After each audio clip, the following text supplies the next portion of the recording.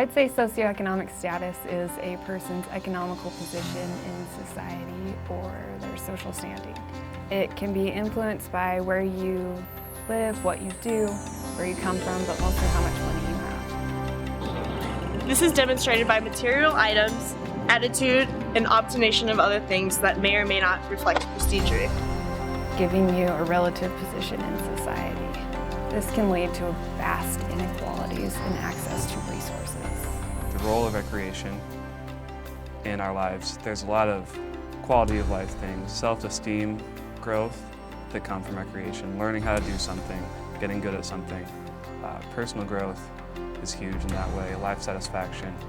There are physical benefits. Statistical evidence shows that recreation reduces obesity, lowers the risk of chronic disease, like diabetes, cancer, heart disease, and things like that. Recreation also strengthens communities and families, and especially if you're on a team, you build that whole sense of teammanship. When you're hiking or playing a sport with your family, it's another great way to build relationships.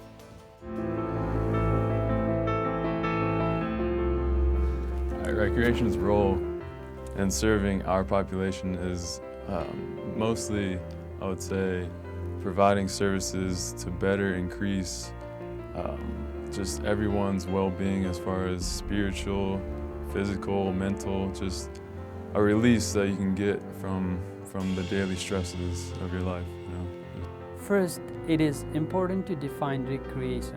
According to the Pennsylvania Department of Conservation and Natural Resources, recreation is an activity that acts of participating in experiences that result in achieving and maintaining the balance required for people to live life fully and to realize their full potential.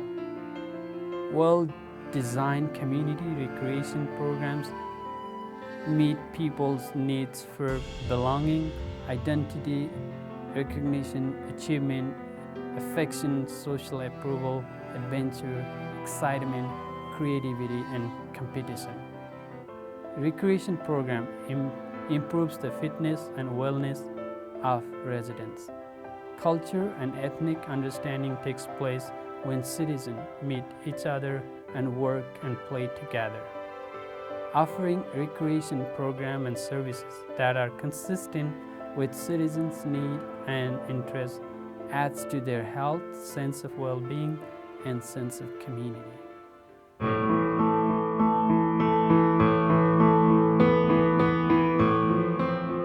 There's a lot of outdoor services in Utah. One of the things that we have is a lot of hiking trails. Anyone from any socioeconomic class can go to hiking trails and participate in physical activity. It's a good way to get outdoors. Utah is a place people come to from all around the world for recreation. There are cities and towns, ski resorts, mountains, lakes and rivers, and national parks. Not only are there 6 national parks, but Utah is also a gateway to 5 other national parks that are right outside of the state. Salt Lake City has 126 public parks made up of 1,912 acres and includes 58 playgrounds.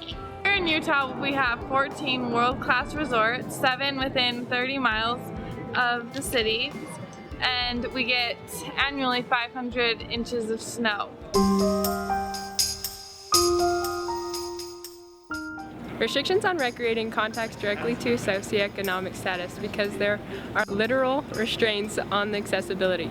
Whether it's the equipment, transportation, or initial cost, not everyone has the accessibility like traveling to participate.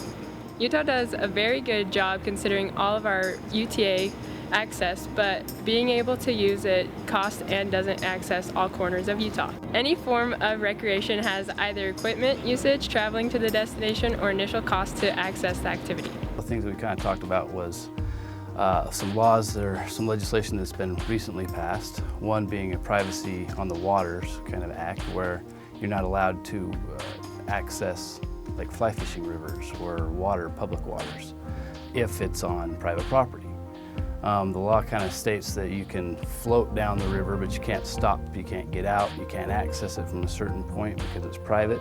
And that kind of inhibits people from being able to access their public lands to go fly fishing or to go tubing and be able to get out and things like that. The thing that we talked about was Gary Herbert, the governor's kind of petitioned or put in a land grab legislation where he wants to gain access for the state of Utah to all of the federal lands, which makes up a huge part of Utah.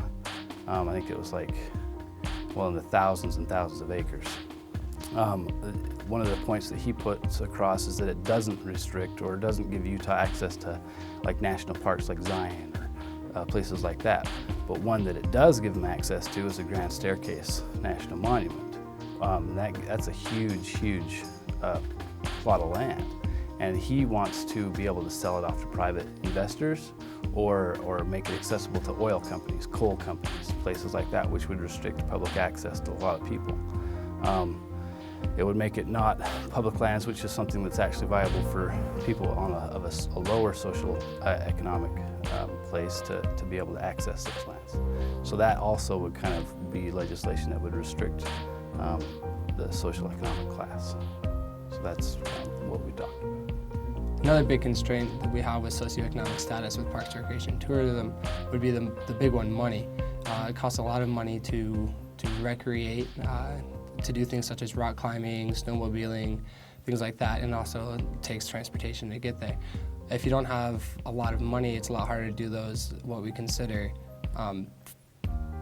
majority recreation things, especially here in Utah. So those with lower incomes, it's a lot harder for them to recreate and to do those activities rather than it is for the wealthier. And even then with the wealthy, it's still pretty expensive to buy the necessary gear. For one of our site visits, we went to the Utah Food Bank, which was very important because in order to recreate, you obviously need nutritious foods in your body, and those of a lower socioeconomic status cannot afford that. UTA is available to people in 6 counties in Utah. In downtown Salt Lake, they do have a free fare zone. In the winter, they have ski buses that go up to the various ski destinations. Depending on the season, you can store either your skis or your bike on buses and tracks. It may not get you to all your destinations that you want to go to. It's a great way to be sustainable and not have to use a vehicle or worry about the stress of traffic. Today, many of the youth are getting in trouble with different gangs and getting caught by police. And I have to think that it's part of the parents, the way they lived, if they are living on the streets or anything like that. But the YMCA is able to help them stay active and not only learn about different things with food and stuff like that, but they can help them stay out of trouble with police officer and gangs. There's other places like recreation centers here in Salt Lake City that will help them get into different sports with scholarships, with free food offers, stuff like that. They can just help them stay active and learn about different things. And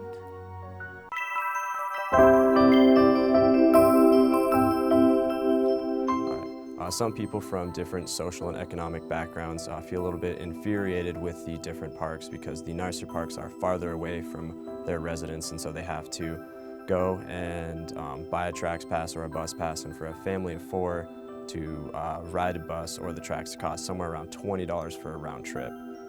Whereas if the state and the city got together and made every park equal, then everybody from each different social and economic background would be able to enjoy the park to its fullest extent and create a much more sustainable futures.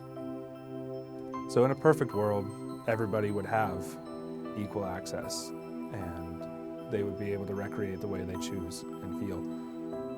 But the hard fact is that not everybody does. The system that we have in place that should be designing and allowing people access to recreation is instead choosing to use their power to limit and decide intrinsically who gets to recreate and who doesn't. And being in the world that we're in and knowing the things that we do, it's our job to fix that system, to work within it, to improve it, and make it so that everybody in the world can recreate as they please and recreate themselves how they choose.